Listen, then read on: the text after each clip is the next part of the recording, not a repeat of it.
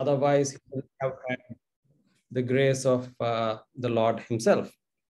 Okay. So my little introduction, I am Srinivas Sastri Maladi. I'm a psychiatrist for those who don't know me. And for those who know me, well, this is part of our satsang of Soham Vidya that we are gathered today here for.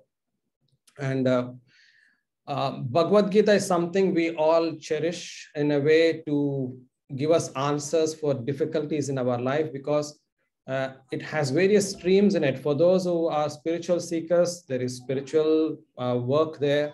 For those who want management kind of lessons, we actually hear management gurus borrow ideas from Bhagavad Gita. In fact, there are so many kind of things that Bhagavad Gita can offer. It's not a small book, it's a compact text encompassing a lot of kind of spiritual and societal kind of, I would say mostly spiritual and personality driven kind of work. So what qualification did Arjuna have for Vishwaroopa Dharshana? This is from the 11th chapter of Bhagavad Gita. So there are 18 chapters of Bhagavad Gita. The first chapter is when Arjuna basically is in sorrow, having seen his cousins in the battlefield. He doesn't wish to fight against them and doesn't wish to kind of kill them to be victorious. And therefore, he's in a state of dejection. We know that. And thereafter, he's basically taught by Krishna various things. But anyway, this, while we know the sum and substance in general, I want to ask you all, what is common among the people in this slide?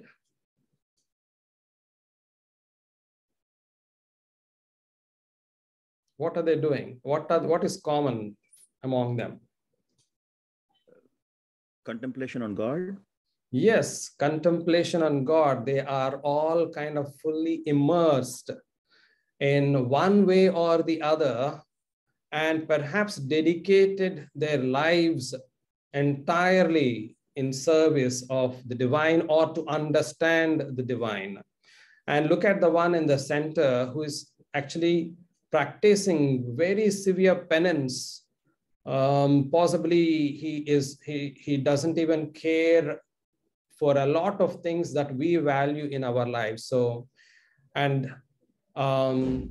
this is the kind of penance that they are taking up, a lot of dedication towards seeking the absolute truth or in love of the divine.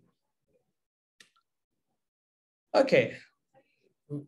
Who among this would you say is or was Arjuna?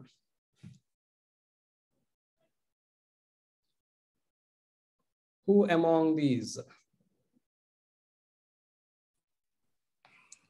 Everyone. All right. The warrior? He was the warrior. Soldier. Yes, he was the warrior, right? Now, the reason why we have all these people in the slide is in a sharp contrast to the ones who we have seen earlier, who have dedicated their lives to understand the divine. And in contrast, we have the commoners like us. This is we. This is us in this slide. Some of us could be practicing divine things, you know, the ritualistic pujari practices that are there, and some of us may be kind of spiritually inclined. That isn't being discounted here, but we are shopkeepers, we are lawyers, we are professionals, and we are possibly working in the government or teachers or even farmers, poor peasants. We are any of them. But to be specific, Arjuna was a warrior. And we know for sure that a warrior, his job is to hold weapons. And what does a weapon do? There are only two things a weapon or a sharp, let's say those days it's the sharp knife, let us say. A sharp knife can only do two things. It can either cut vegetables or chop somebody else. isn't it? So a warrior is not going to use the sharp object to cut vegetables naturally. So he's obviously trying to protect something, defend something, or attack someone, and in fact, even possibly kill someone. So if Arjuna is a warrior, it is but logical to wonder what on earth is he, what on earth does he have in him to even be eligible for a spiritual growth or spiritual experience. And it is in the battlefield, as we know, that he is stuck. We will look at a snippet of our 11th chapter that we are focusing on today before I go into details. And where are we at right now? This is where Arjuna has been graced with a lot of knowledge from Krishna. And he now says, Manyase yadi tachakyam maya drashtamiti prabho yogeshvara tato me tvam darshayatmanam avyayam. With humility, Arjuna requests and leaves it to Sri Krishna to decide whether he is fit to have his Vishwaroopa Dharshana, the cosmic form or cosmic manifestation. Very surprisingly, Sri Krishna grants him the wish immediately without even asking any more questions. Very next shloka, he says, Pashya me partha rupani shatashota sahasrashaha nana vidhani divyani nana varna kritini cha. Here you go, Arjuna. You may see my hundreds and thousands of manifestations of varied kind. Just like that, he grants. So this is the context that we are trying to lay down for today before we go into the details. And then he goes to show his various forms of the cosmic manifestation. Now, naturally, our friends are going to ask, that's not fair. We have been dedicating our lives in search of you. We've been doing yajnas after yajnas to please you. We've been doing all sorts of kind of tapas. And some may say, well, I figured out I wasn't able to get you through these means. So I thought I'll change religions as well. I will pick up another book, another religion to try and find the God. So all sorts are being tried, but yet we have a warrior who is granted the wish just like that. So that's not fair, is it?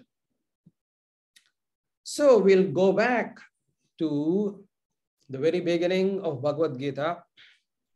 And for those who are very new to the whole idea of Bhagavad Gita and Mahabharata, this is a war between two sets of cousins who are in a way fighting for their right for the kingdom. Naturally, one side is what we would call as dharmic and another one is adharmic. So one is the righteous one and another is on the wrong side of dharma. And Arjuna obviously is on the right side. And the problem is that Arjuna is dejected, as I said earlier, because he now sees his old family members, the elderly. He sees his teachers. He sees his cousins. And he wonders, how can I kill them? That's so unfair. And not just that. How can I enjoy a kingdom by slaying all these people? What use is it then? I will only be miserable. And then he goes down to say lots of things, what we call as the depressive cognitions. He's almost on the verge of declaring himself unfit. And he doesn't wish to continue. So he says, I want to give up my duty. This is not what I want. In fact, I don't mind if I'm killed in this battlefield by my cousins, is the extent to which he goes down, almost saying that I'm not going to be a warrior. Let them just kill me. And that's not great, is it? But Arjuna isn't a very simple commoner. He is a well-accomplished warrior. He had done a lot of studying, and not just the Shastras, the scriptures, but he had also understood the way a kingdom is run. He has the skills of an archer, and he is the most capable person in that battlefield, among possibly we can say one of those topmost. And it's not as if he doesn't have all that knowledge. He has, despite all that, and that's the reminder for us.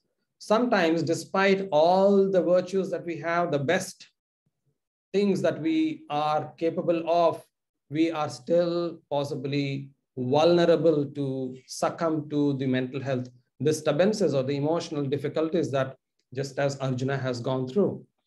But one good thing is that Arjuna acknowledged that something is wrong here. Something is wrong in the way I'm thinking, and this is not how it should be.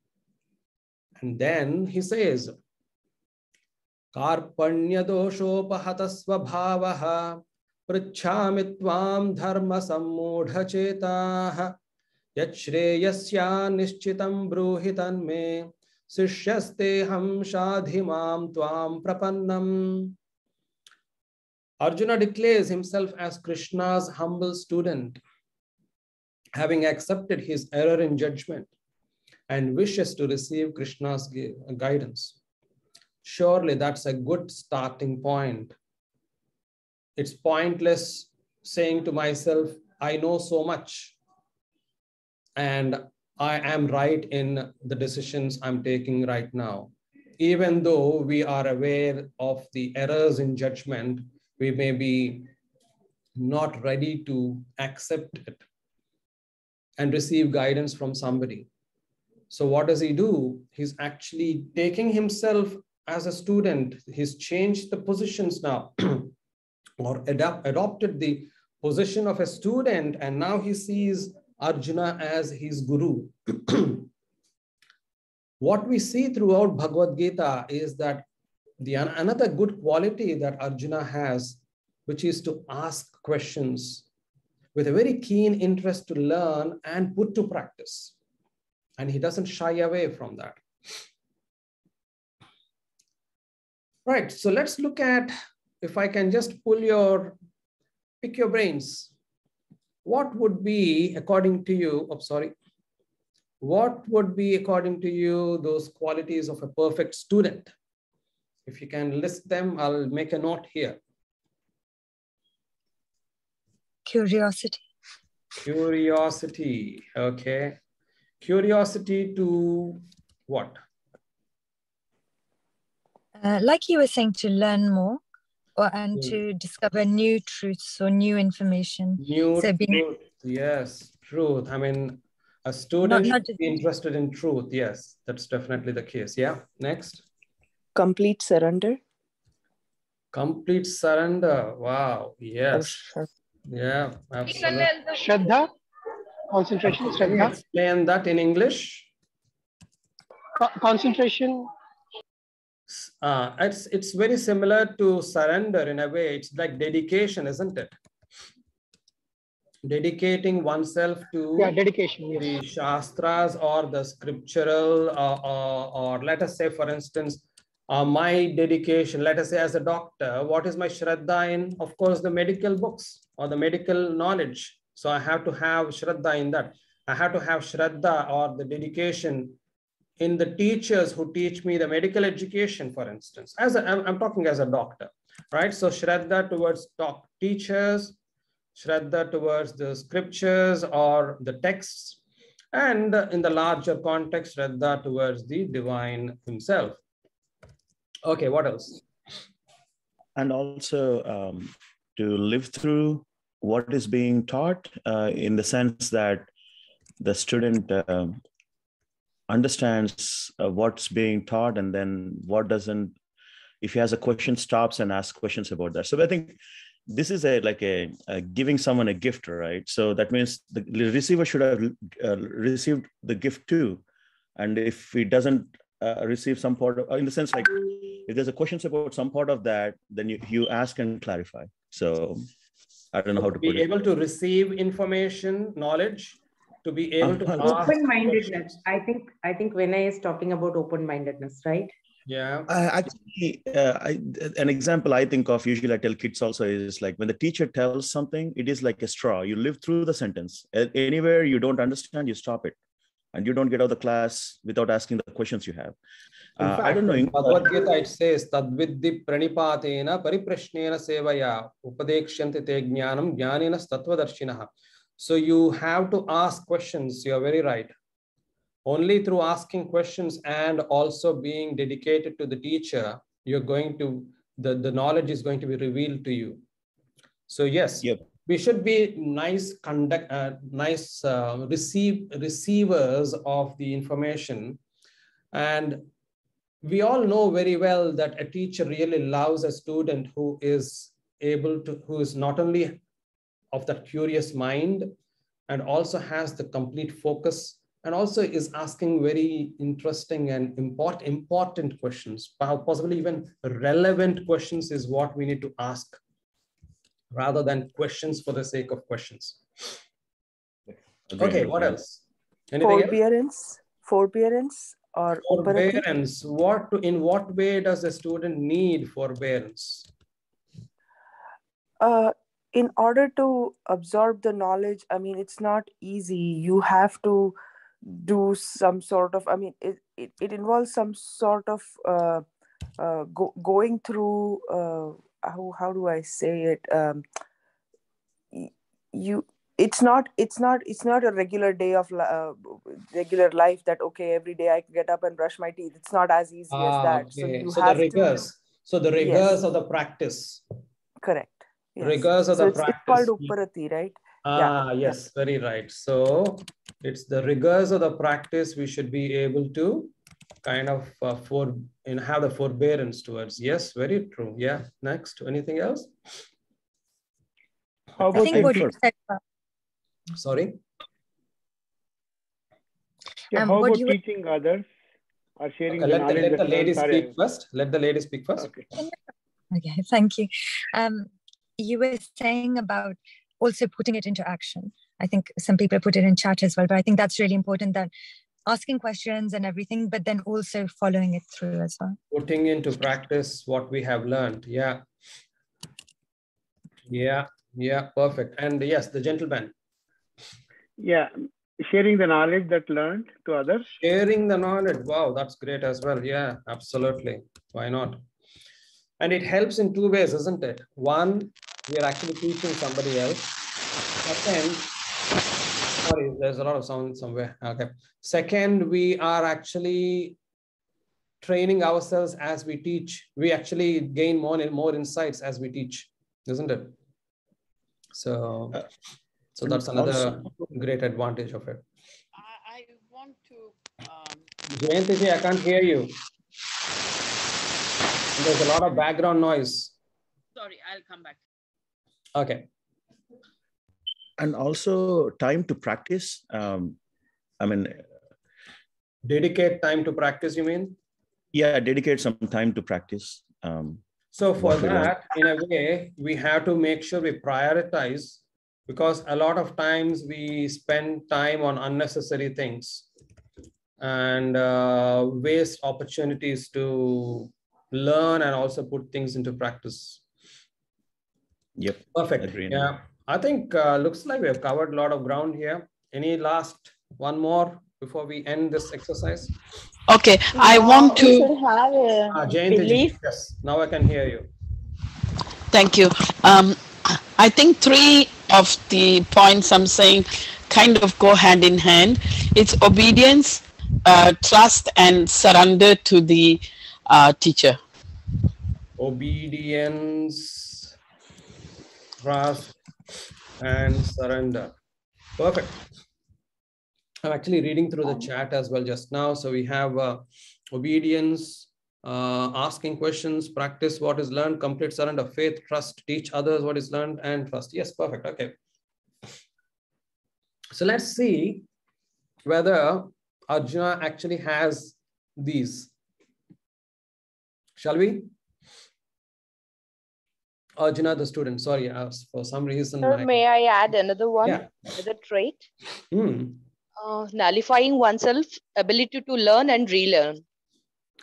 All right, so we need to go back on the slide then. Ability to unlearn and relearn. Wow, that's great. That's Gayatri, is it? Yes, sir. Ah, okay.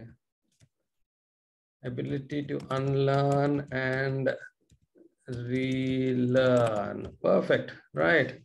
Yes, I think it's very important as well. So let's see if Arjuna actually meets those criteria. Let's revise them again. The curiosity to learn more, truth, Jignasa is what we can call it. Complete surrender, we call it Sharanagati. Shraddha, the dedication. Asking, being able to receive knowledge and ask relevant questions, which is pariprichate is what is said in Sanskrit. Forbearance, as we heard, being able to have to tolerate the rigors of practice as a student. Uparati. Putting the knowledge into practice. This is called Vijnanam. And then sharing knowledge, dedicating time to practice, prioritizing time, obedience, trust, and surrender, ability to unlearn and learn.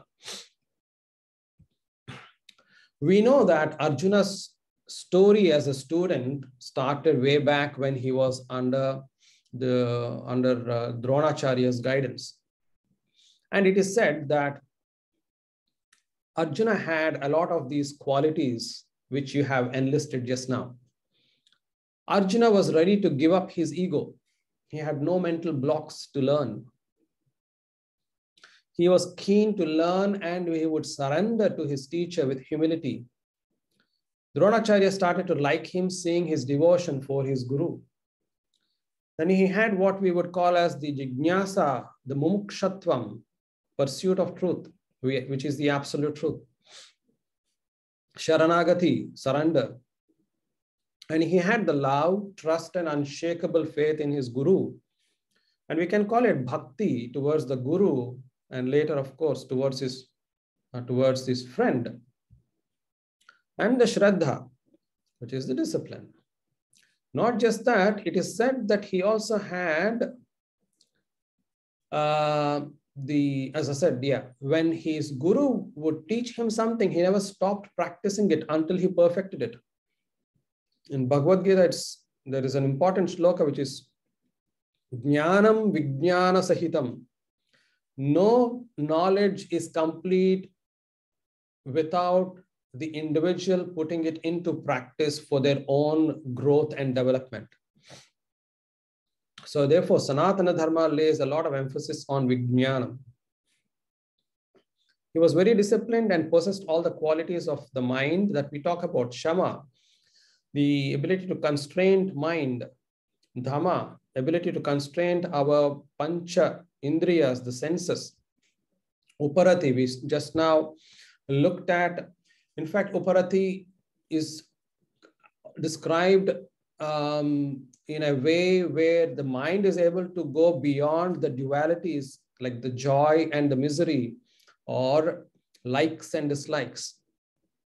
Titiksha is the forbearance, where we are able to tolerate the hardships. And in fact, forgiveness is associated very much with that. Shraddha is the discipline, and Samadhana is where the single focus. We know very well that Arjuna was the only student under Dronacharya who was able to hit the bird's eye in the tree, So you can, that's a simple example of the single focus, the focus on a specific point. And he was a person of right discrimination and dispassion, being able to differentiate right from wrong, or in especially very complex scenarios, and the dispassion and detachment to be able to prioritize what is not required and what is not useful for one's progress. He is able to remove all that and adhere to work which will help him progress forward. So that's the student we have. So by now we have, I'm sure, enough information to say that Arjuna was a fit student, at least. But do all students get to see the Vishwaroopa Dharshana? Well, he is definitely an eligible one so far. So Sri Krishna tutored a dejected and confused Arjuna with love, patience, and clarity.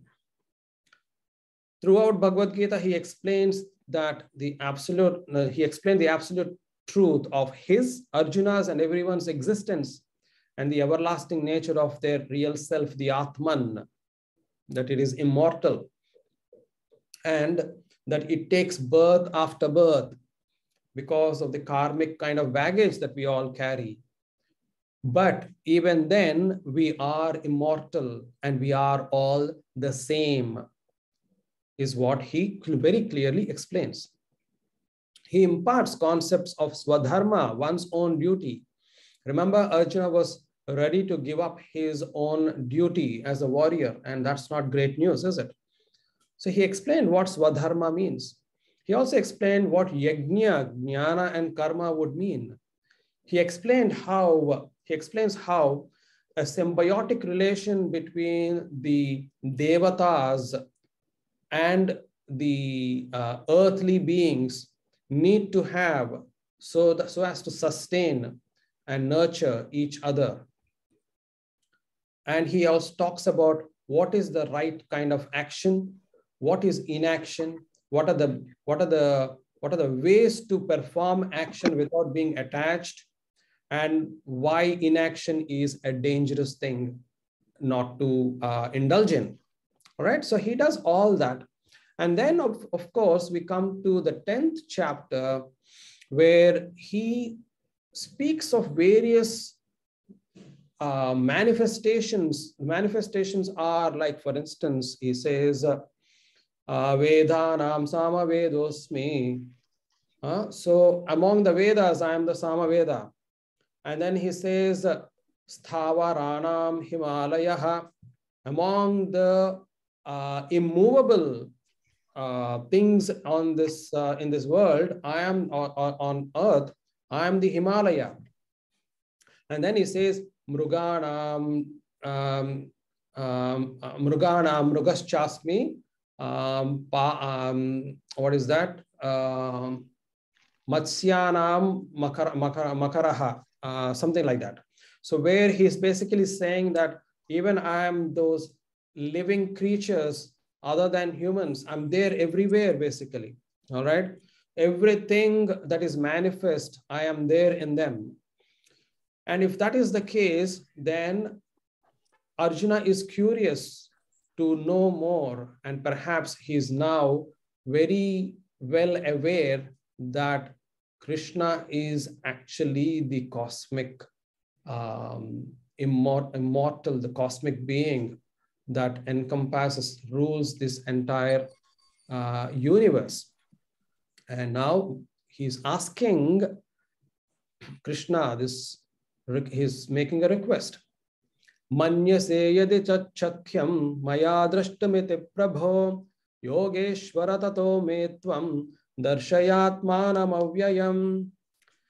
So by now, Arjuna, being a sincere student, received all the knowledge. Having used his Viveka and Nishchaya Buddhi, he accepted the knowledge as the truth. And now with humility,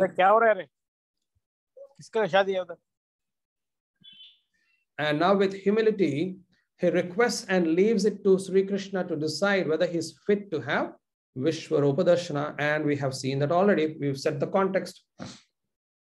And we have also seen that Sri Krishna very quickly gives into his wish and shows him the various divine forms. But there is an interesting catch here. Let us assume Krishna has just revealed himself to Arjuna, who is like me and you in this human body with his 5 senses and the mind. Then if he is seeing it, everyone should be able to see the same. The other problem is that if he is able to use these tools, the human tools, to understand the cosmic form, then the whole idea of the spiritual science collapses. Why?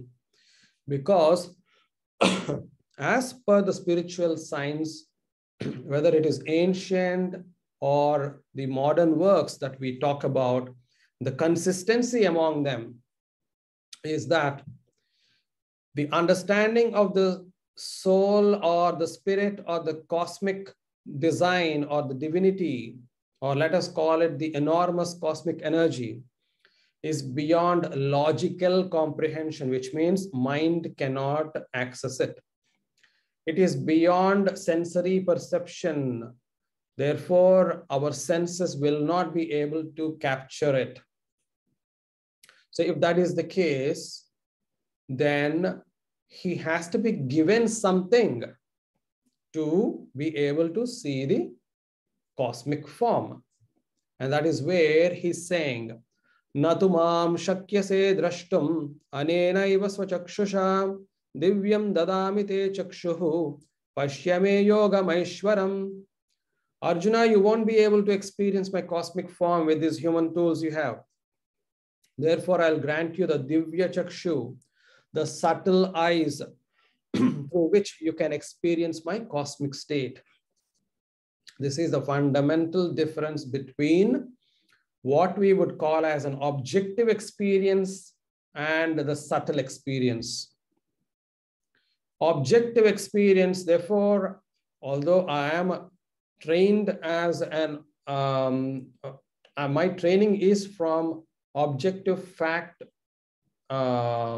based kind of research work, and therefore for us to only recommend as a doctor what is already kind of known through literature and established as a reasonable fact, which can be measurable. That's the other thing. It has to be measurable. Only then we would propose it or practice it, isn't it? So that's the way objective science works, and that is important as well for us to deal with. But that is not enough to understand the world beyond it. For the world beyond it, we have to move out of that design or that model and accept that there are certain things which are not measurable or logically comprehensible and are not beyond the senses. And that is where the spiritual science exists. That is the territory there where it exists.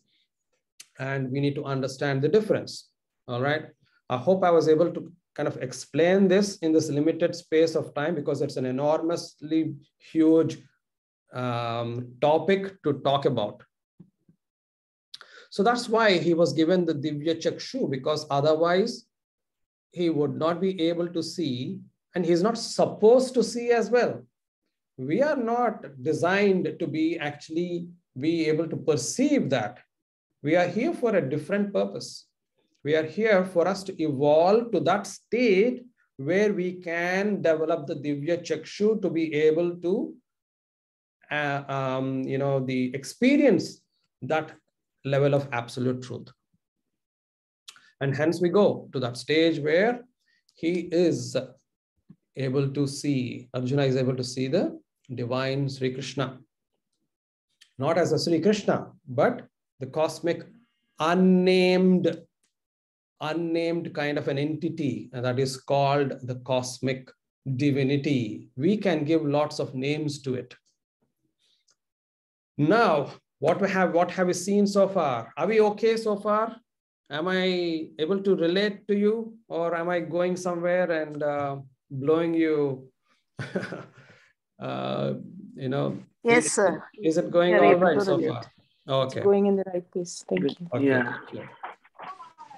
So we have seen Arjuna to be a good student, and now we will see what possibly Arjuna is capable of, and which Krishna wants him to be.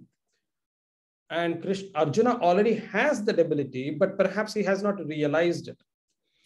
So, very importantly, in the same chapter, Sri Krishna says, Tasmat tvamuttishta yasho labhasva jitva shatrun bhungshva rajyam samruddham mayaivaite nihatah purvameva nimitta matram bhava savyasachin.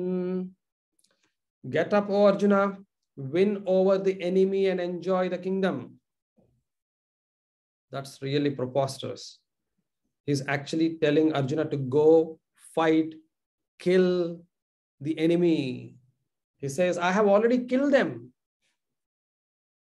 You just need to be my instrument of this dharmic warfare. Of course, I put it in the brackets because that is what it means. Krishna is not talking about wrong ways to go and fight. He's actually asking for the right ways to fight, which Arjuna is escaping. And he says, this is the cosmic design, a huge play, and you are just an actor in it. The problem is that you think you are real, or you are the one who is the doer of these acts. You think it's because of you that the situation got created.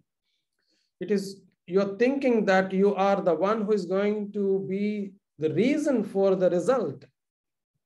No, you are not. Because this is all part of the cosmic design. You are supposed to play the role as an instrument. Now, this is an important concept of being an instrument.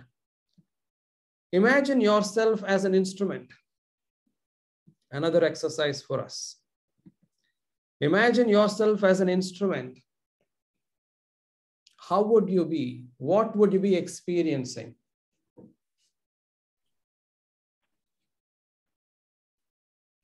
Think yourself, you see the picture there, a hammer. Being useful. Pain. Pain. You will feel the pain, you mean? Yeah. Yeah. Feel the pain as an instrument. Be useful. Wait a minute. Does the hammer feel the pain? No. If I were the hammer, I would feel the pain. You will feel the pain. Well, you are the hammer, you are the bow, you are the arrow, you are the broom. What you're saying is, if the broom is you, then it feels the pain. I'm asking whether if you are the hammer, will you feel the pain? No, we think that when we are the instrument to unlock or lock the things. Okay, let me hear more. I'm sure. Let's hear to that. Feeling the pain. Does the hammer feel the pain? Does it have things in it to feel? Till the time it's lifeless, it don't feel any pain. Okay. So, okay, maybe let me make it simple here. If it's not about you, when you are using a hammer, does the hammer complain that it is getting hurt? No, it doesn't. It doesn't feel. Yeah. If I were the hammer, I would feel the pain. But if the hammer were me, it wouldn't feel the pain. So it's hammer which is being kind of used time and again. It's also doing repetitive action. Does it get bored? No, it doesn't. It doesn't get bored. All right. Now, basically, no emotions at all. Absolutely no emotional. No emotions at all. No emotional aspect to connected to the instrument. Yeah. No, none But connected. The thing is, hammer is not doing anything on its own. It is doing by someone else.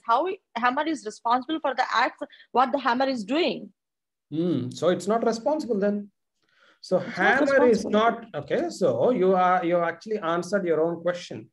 Hammer is not responsible for hammering. Yes? Yeah. That's what it says. No expectations.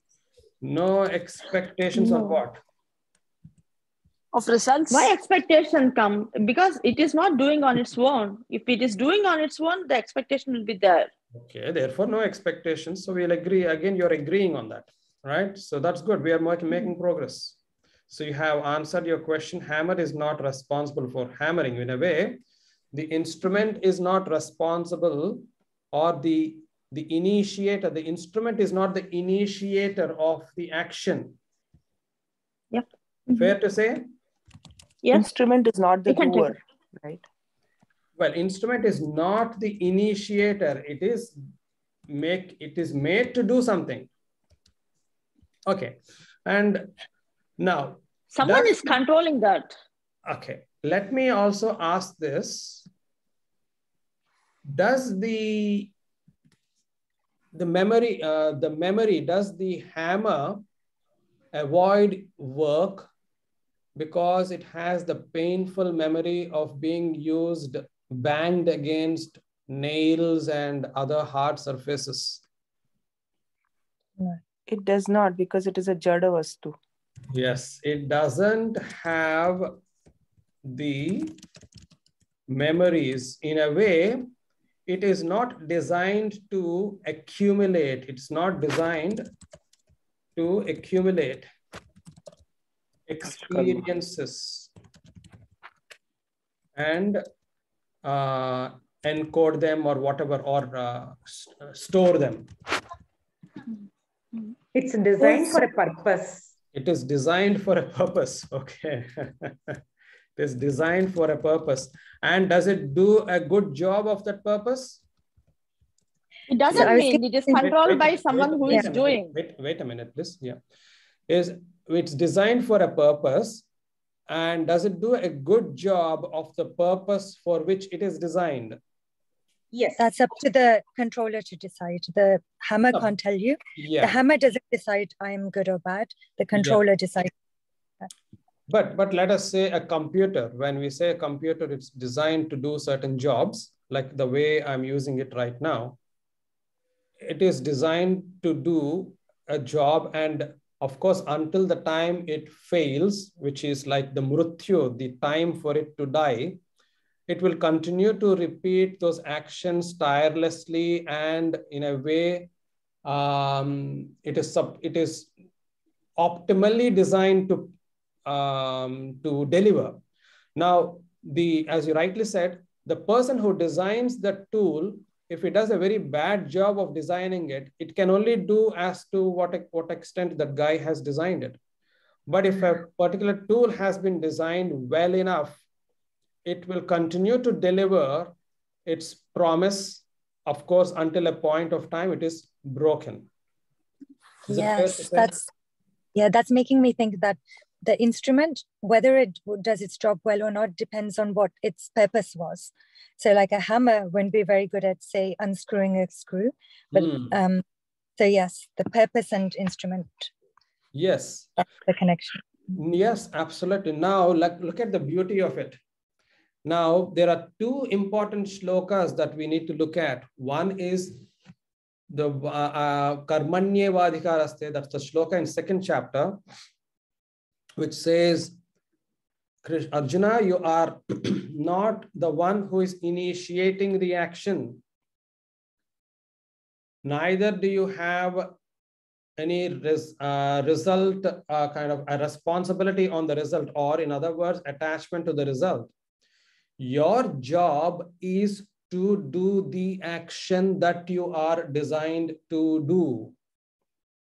Now, it could be anything. It could be that in this life, we are supposed to play lots of roles: a father, a mother, a child, a student, a worker or a professional, we have lots of roles to play. Then in the society, we may be charitable. There are lots of roles according to the mind state that I have and what I have developed as sensitivities. So this is the design, my unique design. Now, if I have that design with me, but I'm not utilizing it, that is inaction. And he says inaction is not allowed. But then he says, look, for the designs you have and what you are supposed to be doing, do not be under this impression that you are the one who has developed all these things. They are there and you've been presented with these things. The reason why he says that is, if you start thinking that you are the one who has developed all these things, you will start becoming quite egoistic, that I am the one to do these things. And the other problem is emotions start coming out of it, whether it's positive or negative. And similarly, the result orientation. So nicely, now we can see how an instrument ties into it. Instrument doesn't have those, it is, as long as it is used, it doesn't feel the emotions. So a sthita prajna, again, Bhagavad Gita uses the word sthita prajna, equipoise, where no matter what the situation is, dukkheshu anudignamanaha sukheshu vigata spruhaha. In times of sorrow, in times of difficulties, you should be still able to be content or calm. In times of extreme success, you should still be able to stay content.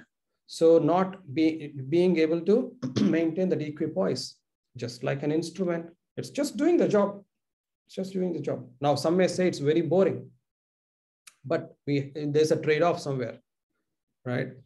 So instrument is where Arjuna has the capability, and no wonder Krishna likes him for that. He likes him. And he's reminding him once again that, therefore, get up. You are the instrument. Don't you not remember that? Your job is to now win the war on dharmic terms. That's it. Get on with it and finish the job, because I've already done it. I've already done it. So now we have seen not just a student, Arjuna being the student, we are now also saying that he is a capable instrument who is devoid of emotions and the baggage that carries along with it for storing memories after memories. I'm the one who has done that and this and that, and therefore dragging himself back and back again. No. Now we'll see the third component. Okay, and this is where Arjuna becomes obviously known to us as a dear friend, capable of friendship. Sakheti matva prasabham yaduktam he Krishna he Yadava he Sakheti ajanata mahimanam tavedam maya pramadat pranayena vapi.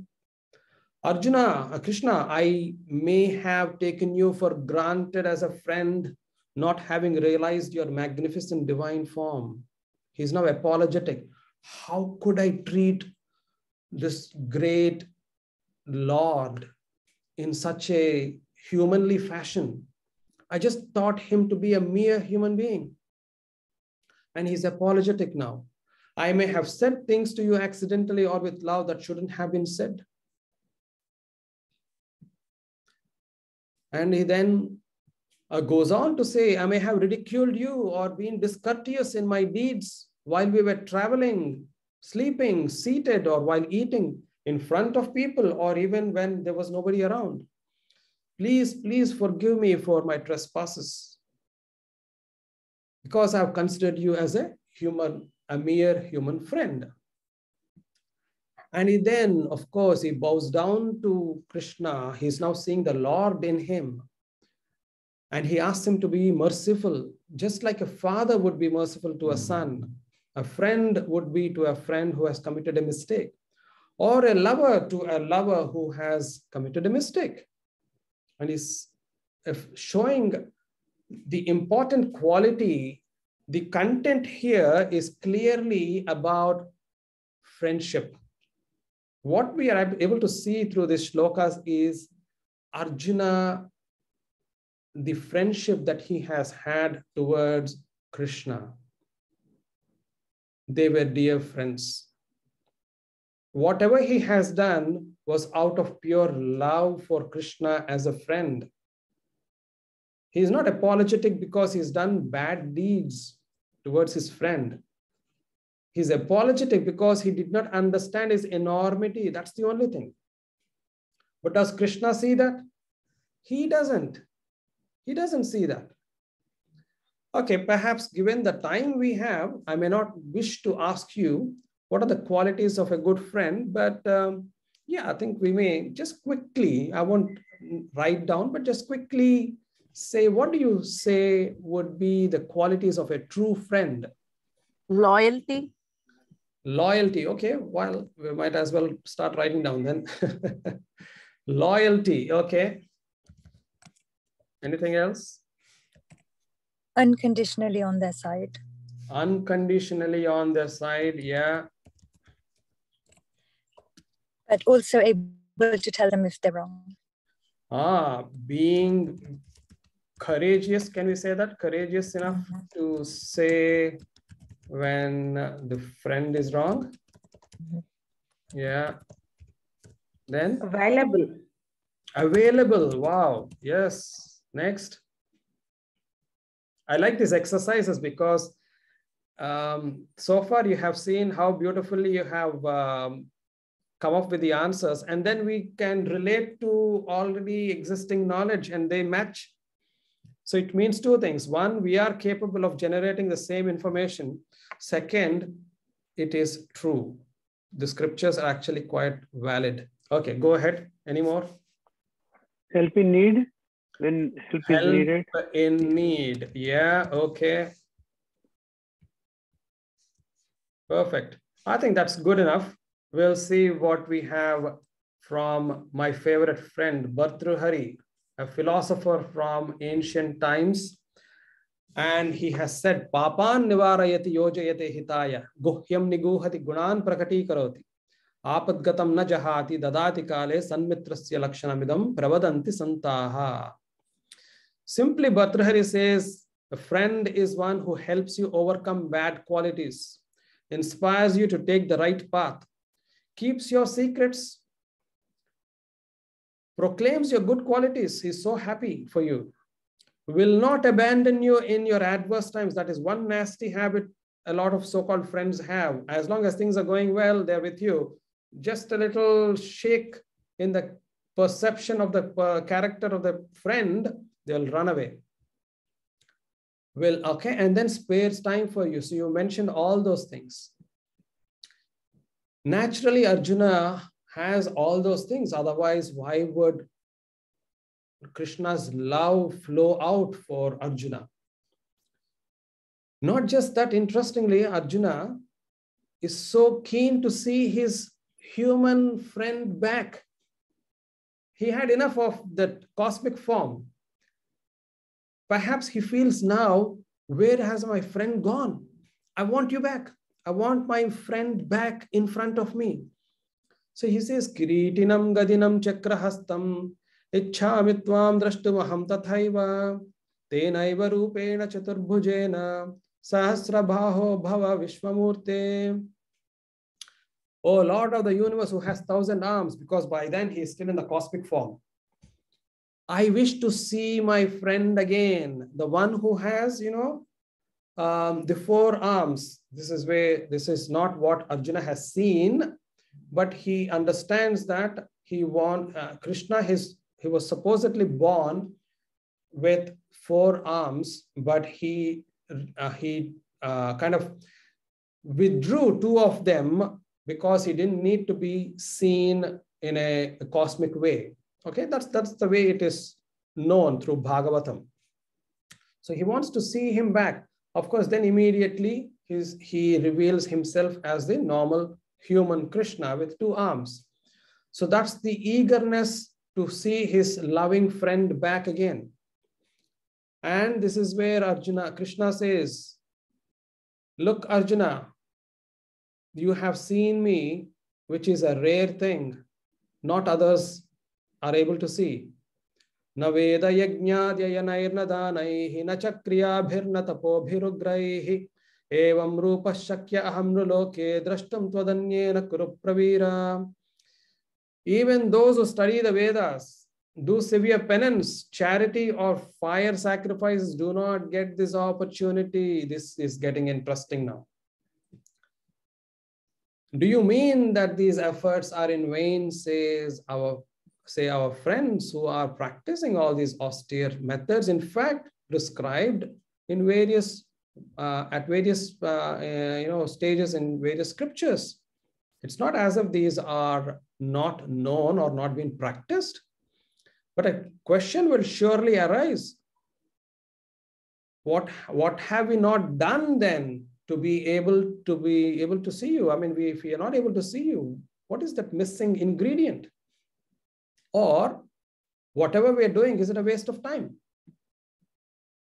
In fact, a common man would also wonder, if those following scriptures and penance and charity are unable to get your darshan, what chance do we have? Is another question that a common man is going to have.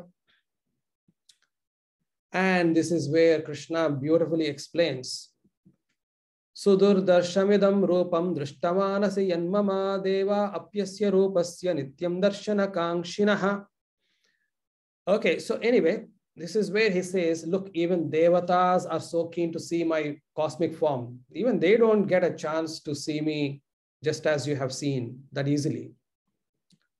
Which means it is reassuring that, oh, even if devatas can't see, a common man can see, then the common man is now interested.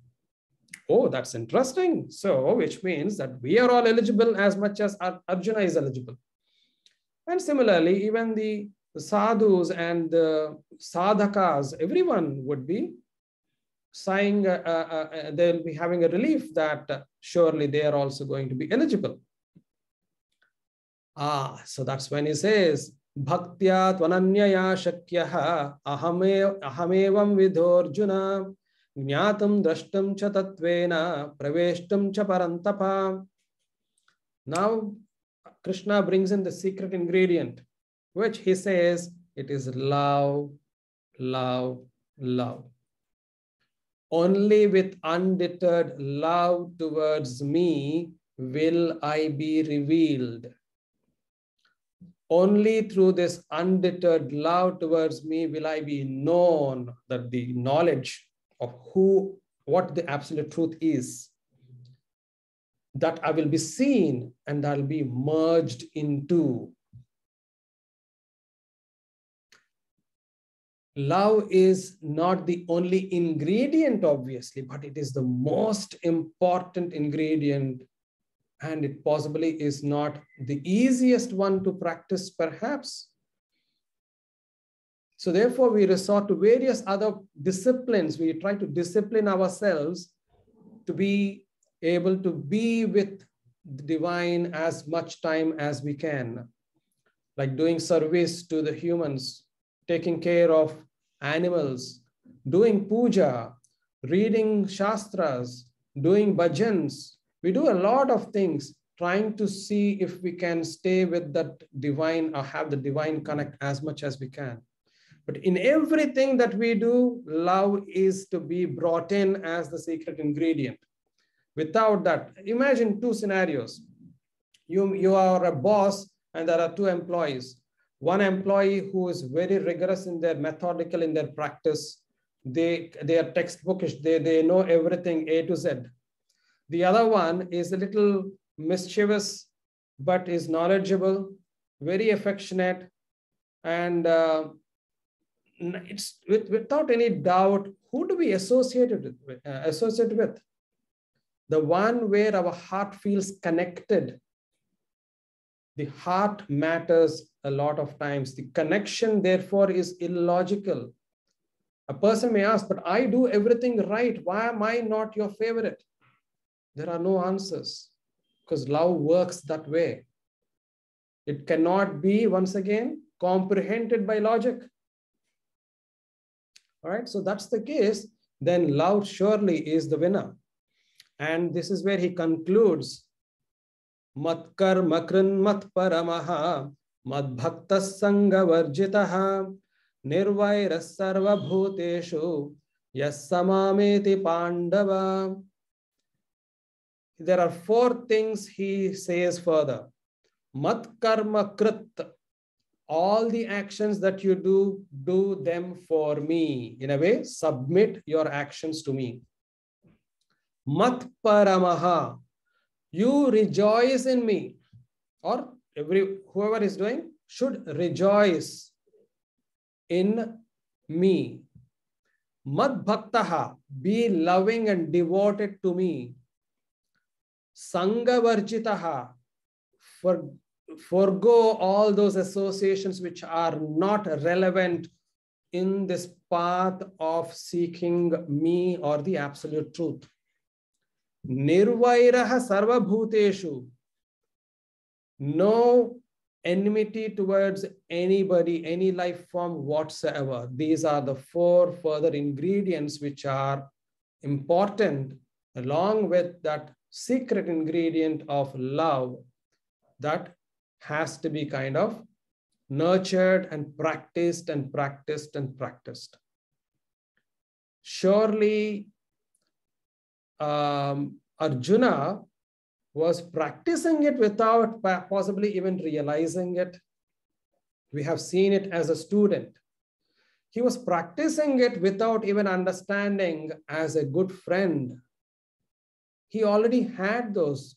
So it immediately brings into the question, we are also therefore capable of being Arjuna. If only we have that unconditional love towards everything that we do, the people we relate to, the things that we do, our ability to do duties optimally. I actually use the formula, I say no less than 100%, no more than 100%. So optimally, and without any attachment, we are capable. We are capable of being the student like Arjuna. We are capable of being the instrument that is Arjuna. We are capable of being the friend that is Arjuna, and we should be the seeker that is Arjuna. All right. I'll just touch upon two important other examples in life of Sri Krishna, where we can understand it's just not Arjuna who had the grace. It is the Gopikas as well. Gopikas have been able to kind of experience the same cosmic, the grace. I'll just read the English part here. I am the Atman. This birth is an opportunity to realize the truth and merge in it. Our tools, body, mind, and senses are to be engaged continuously in seeking that absolute truth and nothing else beyond it. Our emotions, thoughts, and actions are best spent on you constantly with love. That's what Gopikas have done, just like how Arjuna has done. It is described in Bhagavatam that the Gopikas would constantly sing about him while milking the cows, winnowing grain, churning butter, gathering cow dung for fuel, riding on swings, taking care of their crying babies, sprinkling the ground with water, cleaning the houses. Every act that they have done, they were immersed in the thought of Krishna, submitting themselves, submitting their actions. And what is it that they were practicing? It was love, constant remembrance, and therefore a thoughtless state. Gopikas had no formal education nor knowledge of the scriptures. They were normal women rearing cows who developed unconditional love, says Srimad Bhagavatam.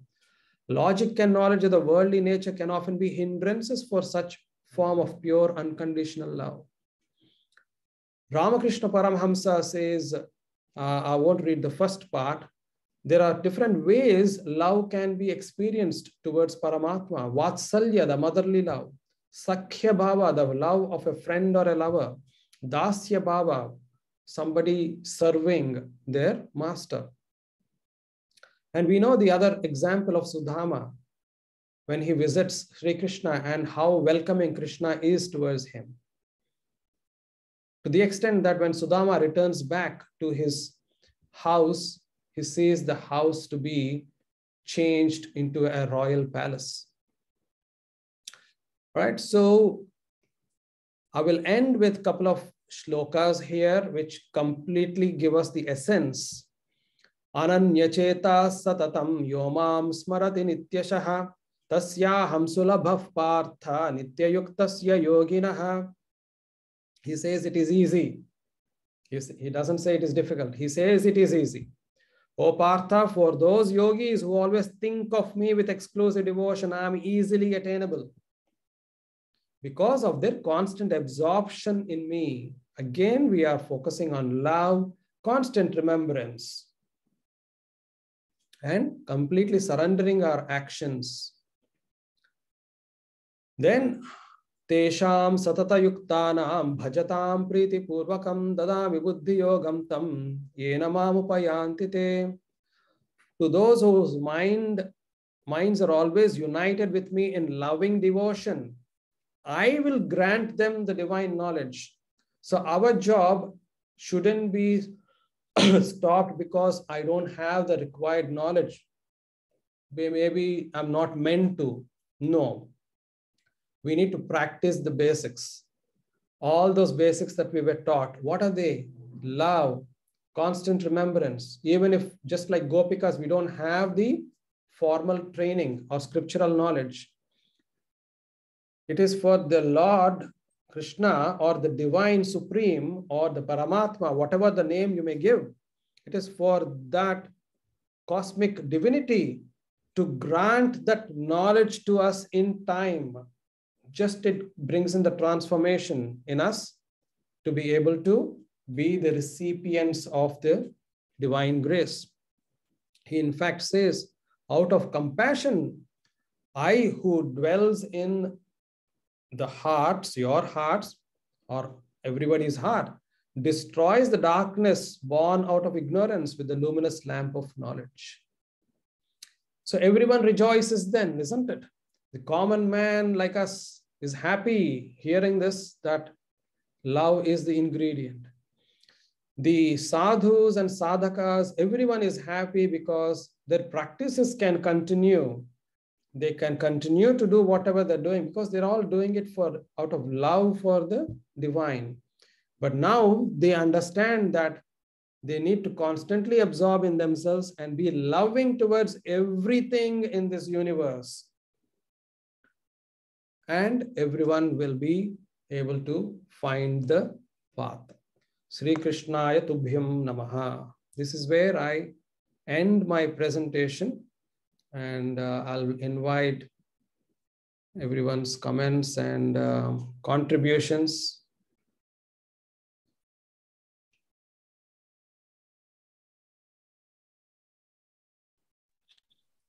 Just want to say, Srinivasji, that was beautiful. Thank you. I feel very blessed to have taken part in this session.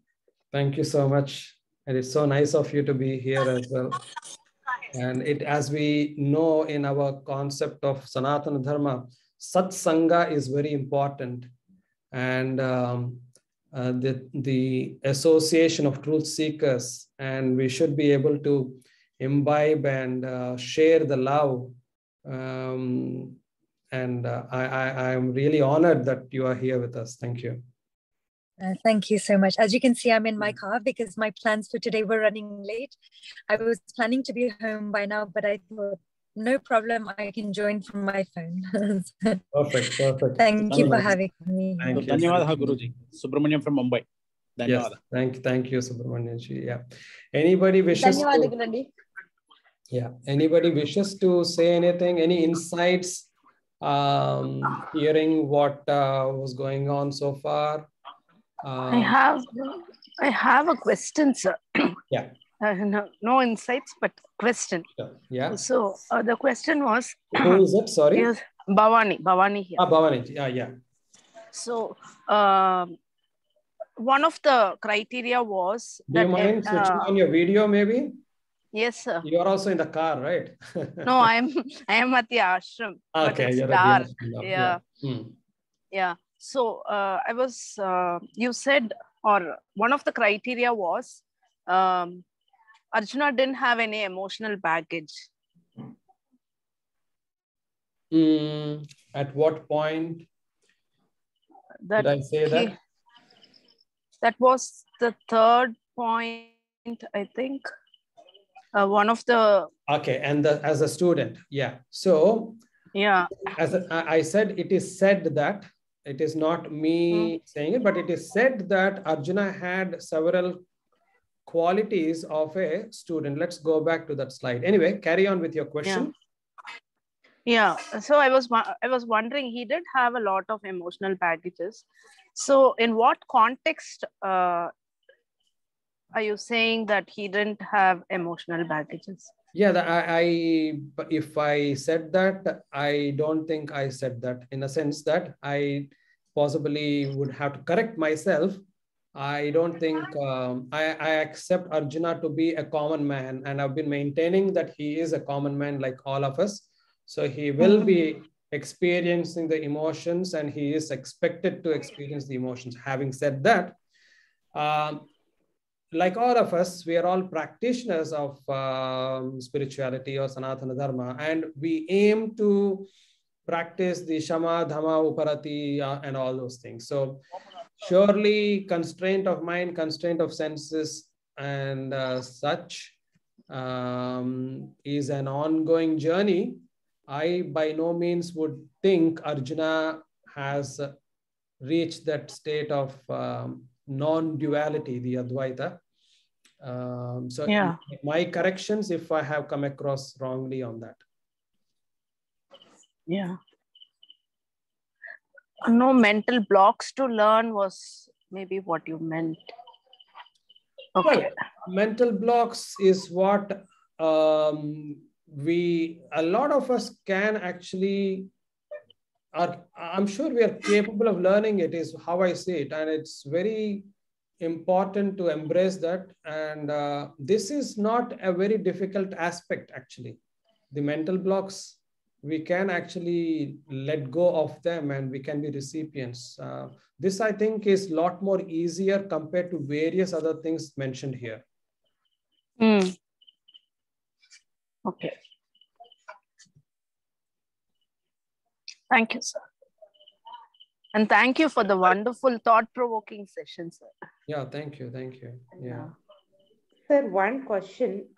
See, how do we really, when we say detachment, right? See, we all agree that being detached is the state where we will be able to do things emotionless, or rather not getting judgmental. But see, the moment I start loving something, right, attachment automatically comes for me, right? So when the moment I get attached to it, emotions start pouring, right? So at least from my personal experience, I always find a struggle in getting detached from something that I love. So how do we really balance this out? Constant practice. Again, it cannot be stressed anymore. Sanatana Dharma is about practice, practice, and practice. The framework is there. I think the beauty of this 11th chapter, the reason why I thought I should present this is because we can now relate ourselves to Arjuna's plight.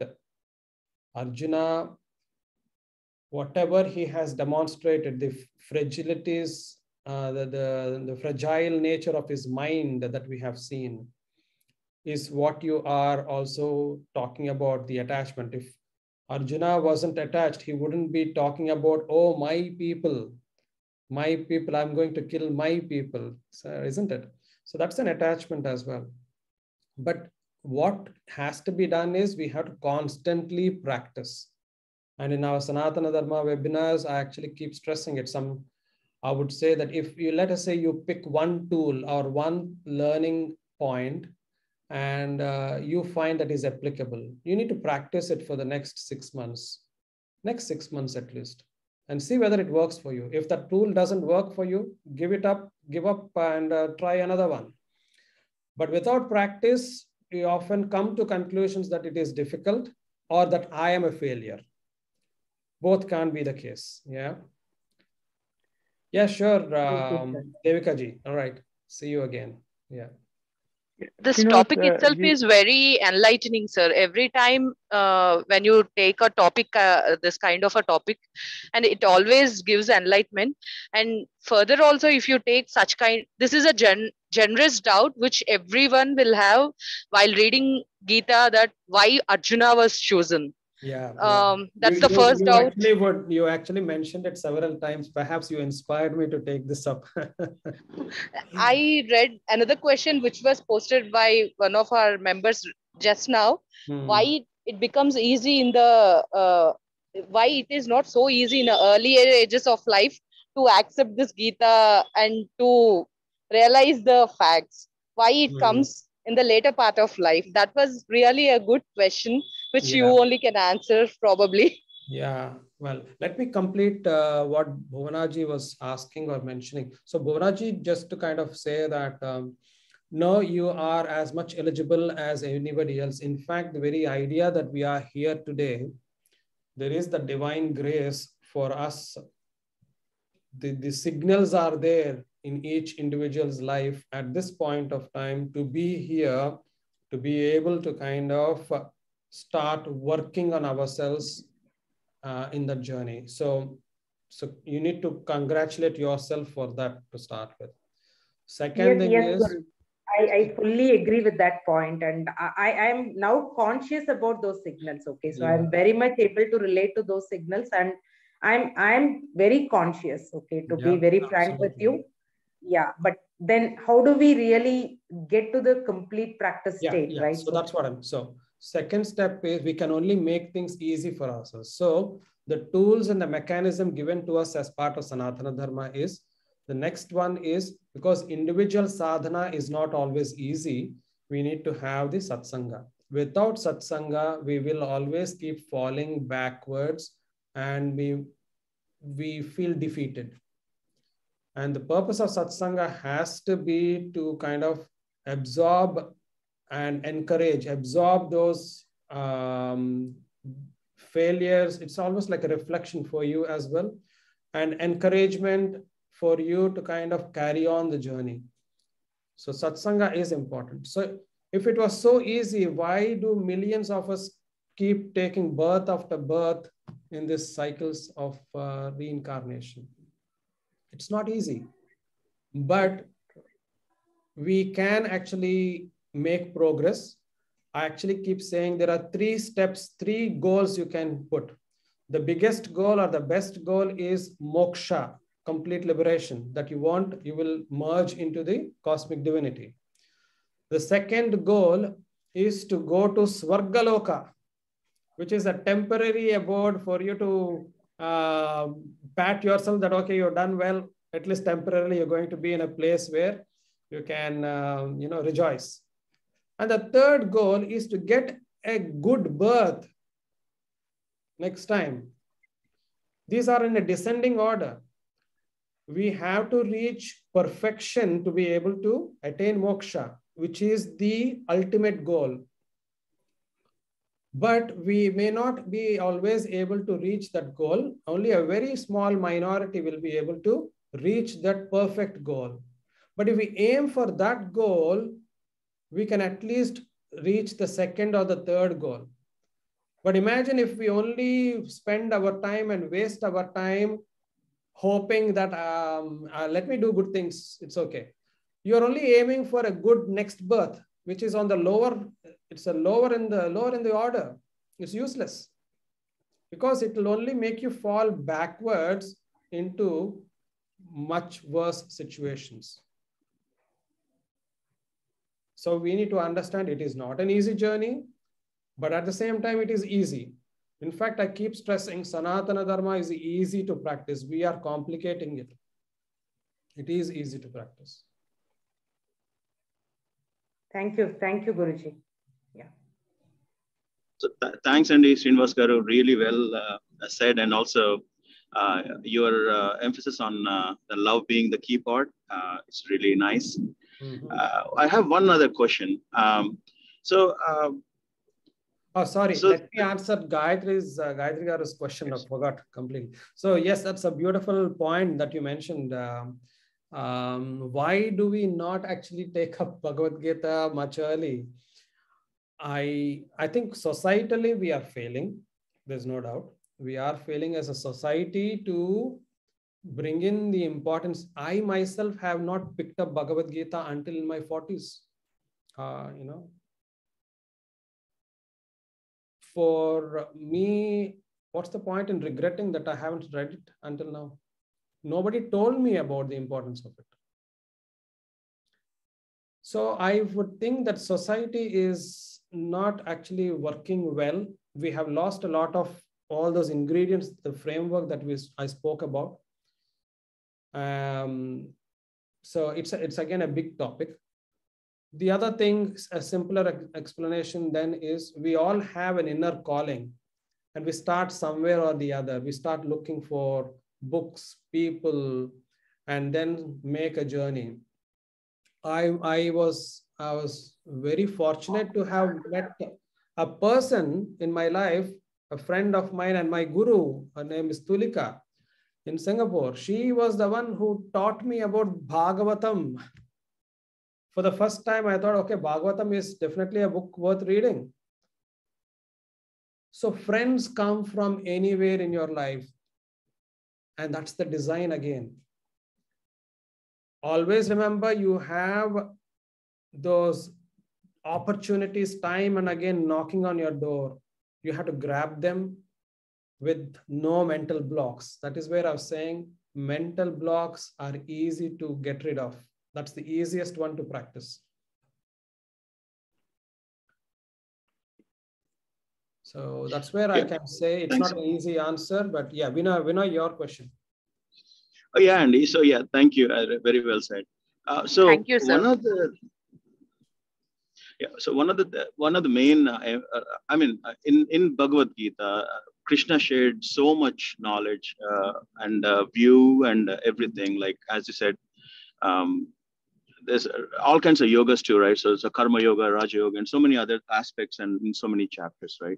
So would it,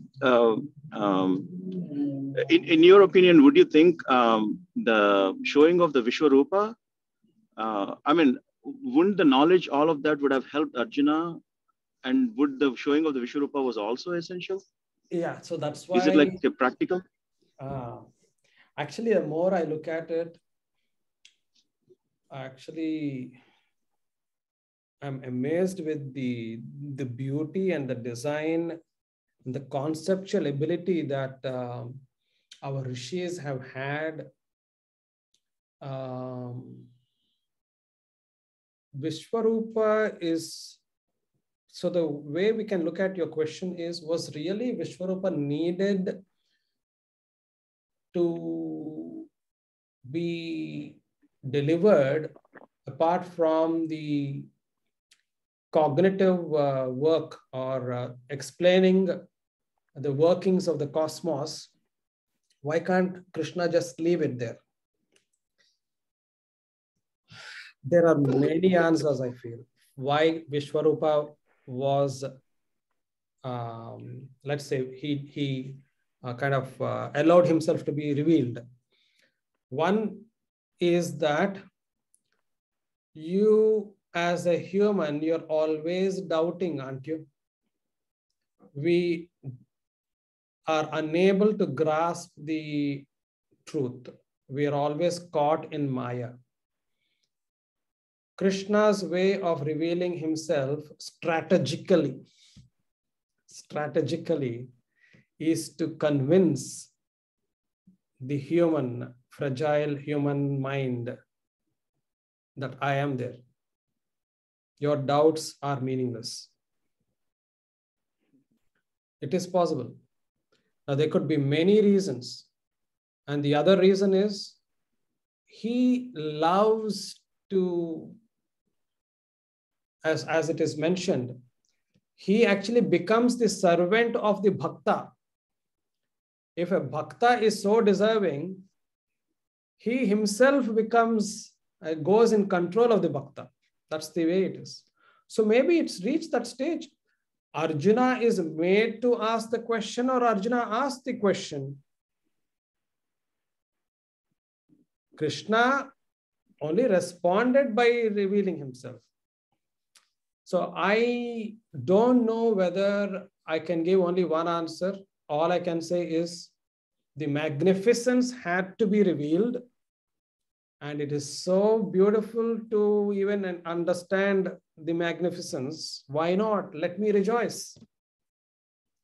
If Prahlada can rejoice that magnificence, if anybody else can enjoy that, why not me as Srinivas, even listening to the grand scale of things that cosmic design has and in store, and I can chant the name. It gives me beauty, it gives me tears, it gives me happiness. Why not? I would rather ask, why not?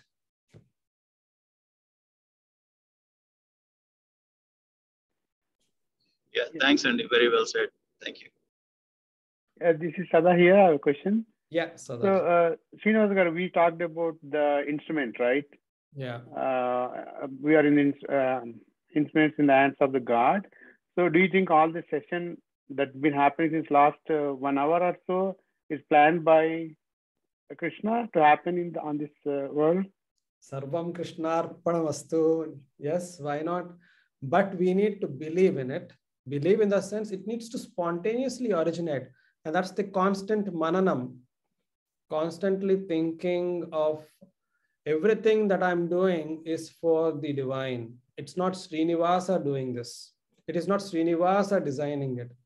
In fact, any discovery, Apple computer is discovered by Steve Jobs. No, Apple computer is already there. The design is already there. It is put together by Steve Jobs. So just a follow-up for that, right? So this is okay. It's a good Sanatana Dharma. You're talking about all this, to reach moksha, better understand ourselves and share love, all of that, right? But in our day-to-day life, so many things happen, at workplace, relationships, society, community. So do you see that everything, whatever that is happening, maybe the war in Ukraine or something happening like BJP winning in the state, like some of these elections, do you think all this is really just already planned and just is manifested now? That's exactly what even the modern spiritual scientists talk about. If you read books of Brian Weiss and so on. So there's nothing new I need to add to that. It is understood by and large consistently that everything is part of the divine design. You as an individual has a free will to make certain changes in your course. And Michael Newton nicely puts it that there are 2 or 3 possibilities that may be revealed to you before you take the next birth. They are shown as flashes, and you choose which birth are you going to take. The other thing we as humble humans need to appreciate is we only know a tiny bit of this absolute cosmic truth. The humility should be there, and our questions should be completely in line with knowing my journey forward, and everything else is really not relevant for me. Sincerely, we need to practice that. Automatically, a lot of questions drop away. They don't make sense anymore. Thank you. Let's say let's say the Ukraine war is happening. We are supposed to respond to that situation as humans. We are not going to sit here saying, it is supposed to happen, I'm not going to do anything. That is exactly why Krishna has says inaction is not allowed. We are supposed to respond in a dharmic way to that situation. So is the response also again planned? That's exactly what I'm saying. I would only take it that I'm not the one to say this. There are several works that are talking about the same, that it is designed. I'm not the only one. Yeah. I'm no one to even say that. I'm no one to even say that. Yeah. All right, so maybe we should bring this to a close. I did have some apprehensions as to how this session will come across, and I took it as a personal journey, my own personal journey, and I'm glad that we all had a good discussion. Thank you so much once again for joining today, and we will meet again. Next month, I'm doing the English Sanatana Dharma webinar. Please do let everyone know about it so that we can have more people enroll. And the times actually suit the United States times as well. Next 2 weeks, I'm actually doing it in Telugu. And so those who may wish to join may join us. Right. Sure, sir. Thank you. Sarve bhavantu sukhinah, sarve santu niramayah. Sarve bhadrani pashyantu, ma kaschid dukkhabad bhaved. Om shanti shanti shanti. Right. Thank you once again. Shubharatri. Shubharatri, sir. Thanks, Andy. Shubharatri. Dhanyavada.